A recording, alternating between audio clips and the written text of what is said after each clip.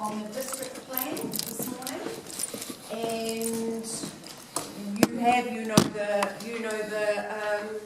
exactly, the rules. 5 minutes, floor is yours, and any questions afterwards. Okay, thanks very much. The district plan is a document that gets opened up every 10 years. It's probably our most important document that council has for development. The reason it only opens up every 10 years is because people do long-term planning off it. It's the document that houses things like what is rural and what is residential. And the reason I've written it down today is the fact that we have a smog problem in Tokoroa. There are 23 places in New Zealand that have a smog problem. I've lived in Christchurch with it, and our smog problem's as bad as Christchurch on a bad day. And I noticed that because I live on the other side of the state highway where there are a few houses and no real fires over there. And when I come to this side of during the night, especially starting now, I notice that really bad smog. You can feel it and you notice the two differences. So my suggestion today is that what the council does is it opens up a butterfly wing. Whatever the footprint of Tokoroa is on this side of State Highway, we open up an equal butterfly wing, identical on the other side of State Highway, and it change it from rural to residential. And what we do is we offer people that live in this side of town who want to get away from the smog the opportunity to, if you like, relocate. And in the district plan it says no fires allowed, all heat pumps or solar water heating or whatever space heating they have, but absolutely no fires. I know in Newell Road there's a person that moved in at 62, he's just put in a new fireplace and then you see all the smoke bellowing out of it, and from my perspective it's destroying a pristine environment over there that has no smog, and we've got smog over here. So the district plan is the place to put that in, and we're in a beautiful opportunity now when we're looking at development in the district. It's a very simple thing to do, as a butterfly wing, whatever the residential footprint is on this side of State Highway, we just completely lay it across on that side and do it, and then encourage people to subdivide. If the Siburns want to subdivide some of their farmland, then the council has a generous part of that which becomes community. What we do now is do it for parks and stuff, but I read in the In Touch magazine that we're looking at putting some more housing for old people and stuff on our parks. Well, there's a prime opportunity to rezone that area from cows and sheep to human beings, and then having a good fat proportion, maybe 25% when subdividing happens, that land comes to the community, and then the council's able to then work with that 25% in making sure that people that want to exit this side of town with the smog for health reasons, if they're elderly or asthma, to the other side. I'll give you an anecdotal story. It was a Pacific Island woman. She was wonderful in the community, and she was always helping. She'd come up to council and do lots of bits and pieces I've seen around the area. Well, she gave up her landline telephone simply because probably to help some family that had kids that needed shoes. That was the sort of woman she was.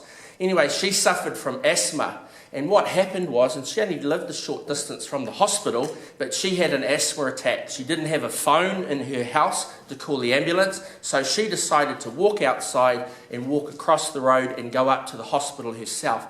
The smog was so bad that night, combined with her asthma, she collapsed around by her edge of her property, and she died from that because no one knew that she was having an asthma attack. The air was that bad, and there was a beautiful person that contributed to the community that actually died simply because they had issues with the smog that we have. So I just raised that with you. It's a nice thing going into this coming election, is what are we going to do with the smog, and there are really expedient solutions to get rid of it. And so that's my point. You've got a prime opportunity to increase the districts from 14,000 people living in Tokoroa to 28,000. You automatically increase the amount of ratepayers there are, which reduces the rates on everybody else. So it's a very simple solution of reducing the rates. It gives people opportunities to come across. You've got community housing there if they have asthma issues, and it gives a really good boost to the economy with regards to allowing people to exercise, So I don't want to go into the details, I just wanted to say that the district plan's the vehicle for that. It doesn't open up very often, but when it does open up, or when you have the will as councillors to open it up, a lot of really positive things for the district can be solved by it. And that's just a very simple thing that I'm suggesting. The plumbing and everything that we have here, to put another 14,000 people on it, it's not that big. It used to be 24,000. We've scaled a few of the pumps back and that sort of thing and saved some money. But basically the infrastructure's there, and it doesn't cost much to build next to existing infrastructure. What costs the council heaps if someone wants to put a gated community on top of a hill way out in the rural area? That's what is the most expensive for the existing ratepayers. But adding to an already existing town doesn't cost that much. Thank you, Mr. Young. Your 5 minutes is up. Thank you. Is there any questions or comments from elected members? Councillor Van Rooyen. I'm impressed by your thinking, Mr. Young. I would like to invite you to study all the ins and outs of the Pataru moving forward, business that's going on, and it may open your eyes to the real cost of expanding. I'm not saying that your ideas are not good, but the costs of doing it are very, very substantial. So that's just some feedback. Thank you. Thank you, Mr. Young. Next on our list, Mr. Drower.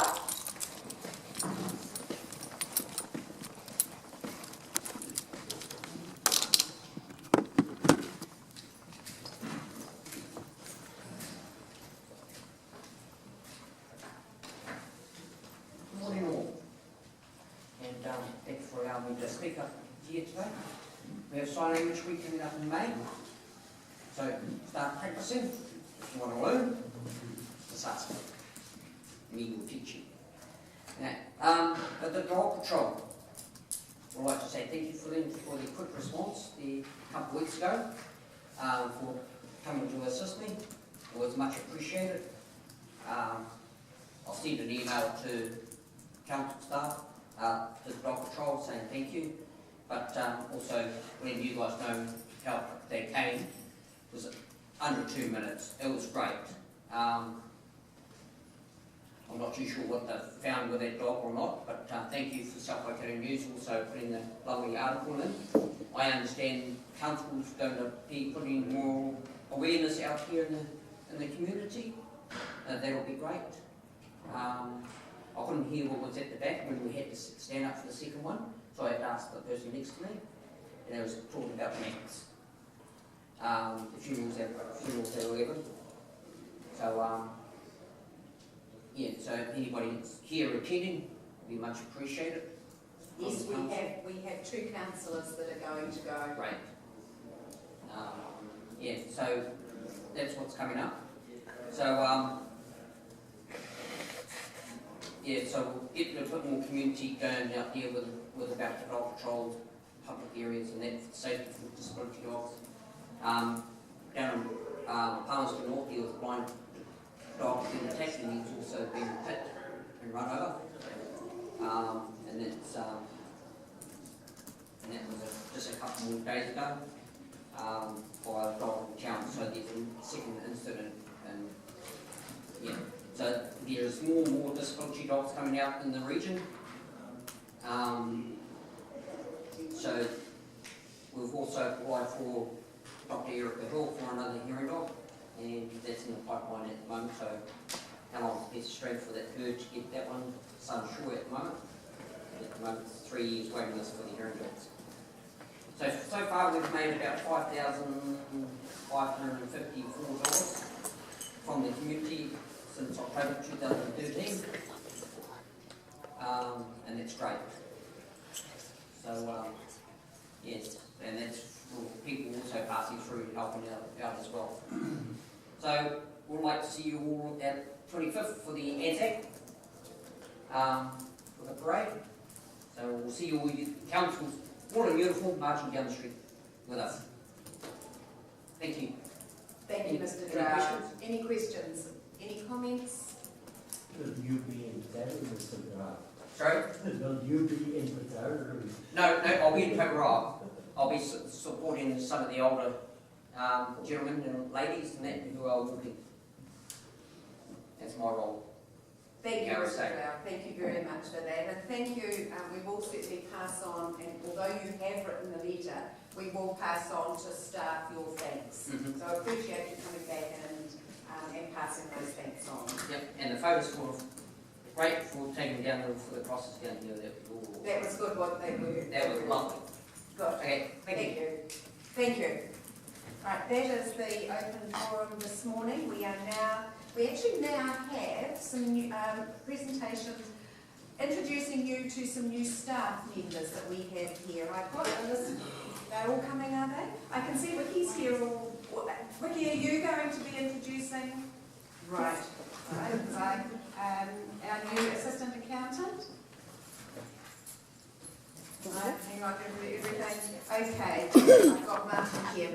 Would you like to bring Kat, is it? Yes. The front? Yep. Oh, okay. So that we can all see you. Sorry, Jen.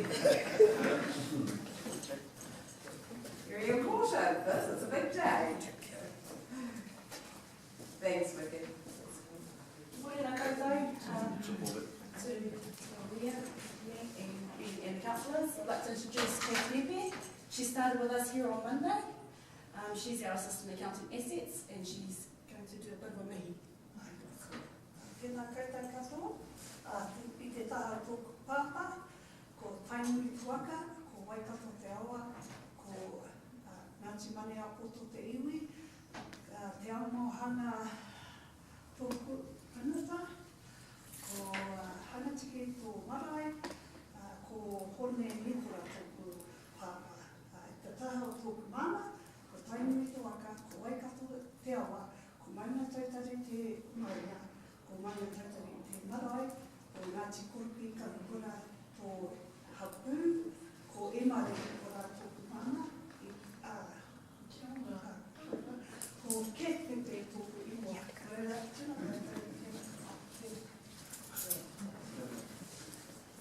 Kate, wonderful to have you on board. Thank you. Absolutely. Next, we have Linda. Would you like to come forward, please, and bring Charmaine forward?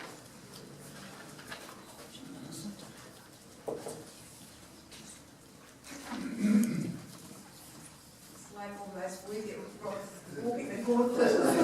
Sorry. If you'd just like to introduce your new colleague to the members. Thank you. Good morning, everyone. This is Charmaine. Charmaine's come from SETCO to join us in the compliance team.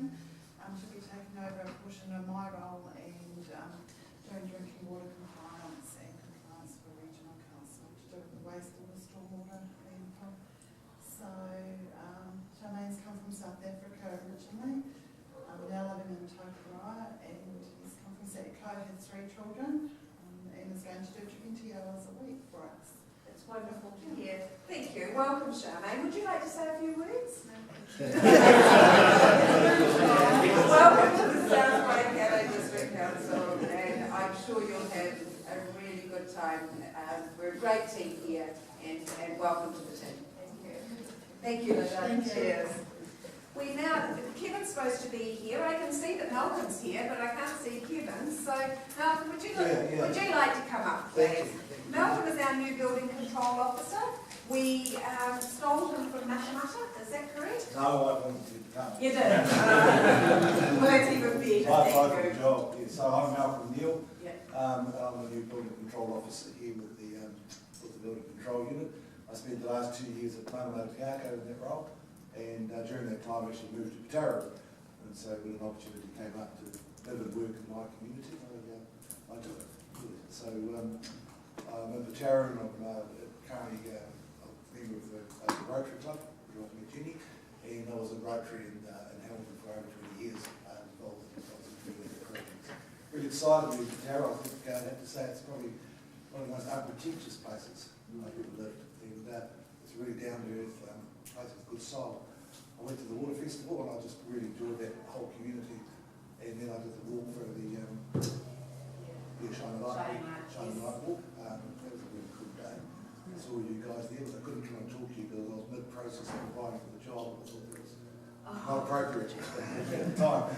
So one of the reasons I wanted to come to South Waikato is the innovation and technology here in the building control unit with a program called Alpha One, which is streets ahead of a lot of other local bodies, and I can say the customers really, really enjoy the process of using that system and their software. That's good feedback. Yeah. Yes, it is. It's actually incredibly, it's light years ahead. And it's just an amazing system. So one of my goals is to come and learn it and get up to date, I guess. Yeah. So I enjoyed being here, enjoyed the culture of the building, the people, good positive attitude in the office, which is great. And yeah, looking forward to it. Thank you, Yeah, and welcome well, to the team. thank you very much. Cheers. Thank you. So that is the introduction of new staff. Thank you for that. We're going to be moving on now. We've got item 6 on your agenda, which is a confirmation of the minutes, and that's the minutes of the 28th of March. You will see those minutes on page 6, page 7, page 8, 9, and 10 and 11 of your agenda. So I am asking for any matters of fact for those. Councillor Machin.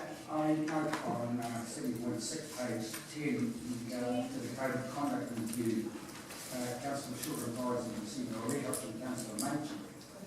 I did make it clear that even it's not recorded that it wasn't a letter, it was simply a copy of the statement I was going to make that day. And the third line in making that statement that I advised that I record Mr. Shorter's actions, but would abstain from voting because I wish to leave it to his conscience. I believe that should be recorded. Thank you.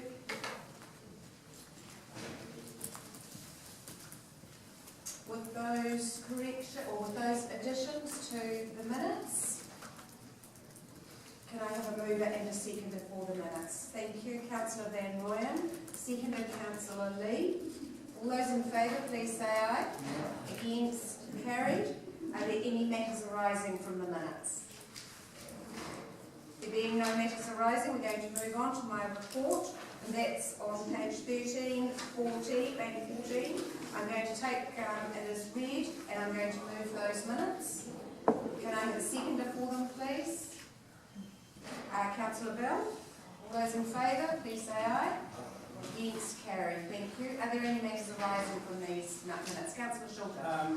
Your Worship, I thank you for donating me $250 to the Hero Youth Group. I can report that all 16 youth went yesterday on their camp. Thank you for that. Thank you. And they do a great job. Natasha, she does a wonderful job in Tokoroa, so it was certainly well deserved for those children. Thank you for that. Page 15, 7.2, expansion authorisation. Mr. Smith, I'm going to pass it to you, please.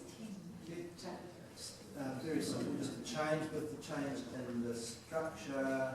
So my old role, that delegation passes to the group manager strategy and risk, and just a title change for Fiona from finance manager to CFO. It's just a very minor change. And then there's the full list of delegations for the banking authority, the banking transfers. Okay, thank you for that. There are 2 recommendations here. Are there any questions, any comments? Can I have a mover and a seconder for the 2 recommendations? Councillor Gash and Councillor Machin. All those in favour? Aye. Against, carried. Thank you. Moving on, 7.3 on page 16, Remuneration Authority notification. Thank you, Mr. Smith. Mrs. Beach is an apology for today, so I'll quickly run through. I'll take the report as read. It does require a recommendation back to the Remuneration Authority for remuneration from the 1st of July up until the time of declaration of the election. There's also commentary around the new regime for the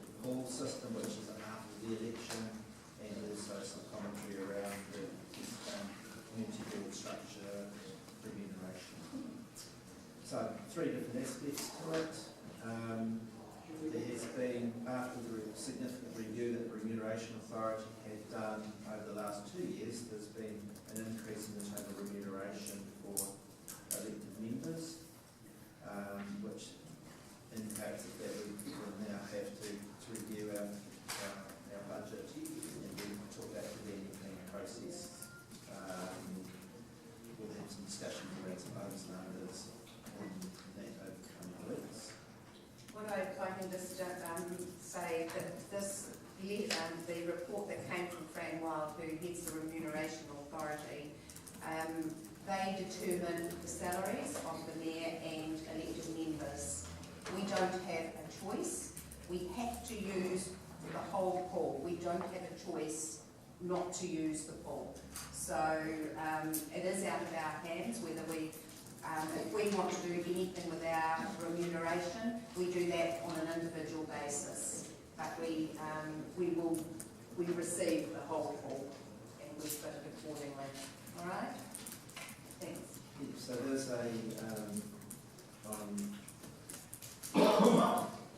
table on page 17, and that indicates what the original proposed declaration from the Remuneration Authority was. What we've done is changed our structure to now have two chair aides rather than one, so that the table at the bottom of that page is what I was suggesting. So the additional remuneration to fund the extra remuneration for the extra chair A comes from an unallocated fund that we can't use the pool, and a very small amount of money, I think $200 each, from each of the additional duties for each of the base councillors. Particularly good statement. So it's probably easier to stop and say, do actually people understand that? So there's a base salary for each of the councillors, and then there's a pool of money for extra duties that we have traditionally allocated, and we can only use the total pool in a certain amount of money, so we have money to fund a second chair out of the additional pool, but basically just taking $200 out of each of the councillors to fund this. So as per that, that's real cheap. So councillors won't be getting a reduced income. So the salary for the councillors actually goes up 7.3% as per the table from 18-19 through to 19. And it's literally only for a few months. So what we're looking at here is a change in your remuneration from the 1st of July to the elections on the 12th of October. Then I think it's about a week after that when the elections are declared and you're sworn in, and then there's another remuneration proposal that will come into play. So at the moment we're just looking from 1st of July, the table that is on page 17. All right? So this is just really, at the moment, we're just flagging it with you. The recommendation is that we receive the report, and it's just outlining what is going to pretty well happen. All right? And that report is on, that recommendation is on page 19. Can I have a move? Is there any questions? Any comments first? Sorry. Yes, Councillor Shorten. We are asking our ratepayers to come up with an increase of 7.6% in rates, and we're getting an increase, the councillors getting an increase of 8.1%, and the inflation rate is around 2%. My personal choice is that if I have to have this money, I will donate the extra to charity. And other councillors have done that previously in other terms, Councillor Shorter. That's your choice to do. But we can't do it for you. Yes. Yeah, I understand that. Thank you. So, thank you. So that's one of the key points. The pool is allocated and used. I went through an extensive review around salaries versus central officials, central government officials, and that's the remuneration that has come from. The second part of the document indicates that there is actually another increase after the post-election. So, and then it becomes, so that'll be clarified after, probably from sometime after the 1st of July, and actually at that point, the way that it's allocated, other than the community board and the mayor, is actually very much more fluid, and it's actually, we'll have to think of I'll work with you to try and work out models that might be sensible for how to distribute that. All right. Are there any comments further? Just a brief comment on the community board. The community board, as you can see from that paper, there's very little, there's massive changes or differences between the various community boards in terms of their scope and the way they're remunerated versus population and everything else. So the remuneration authority has said that they're going to park that for a while because I don't think they can find an equitable, sensible solution for it. So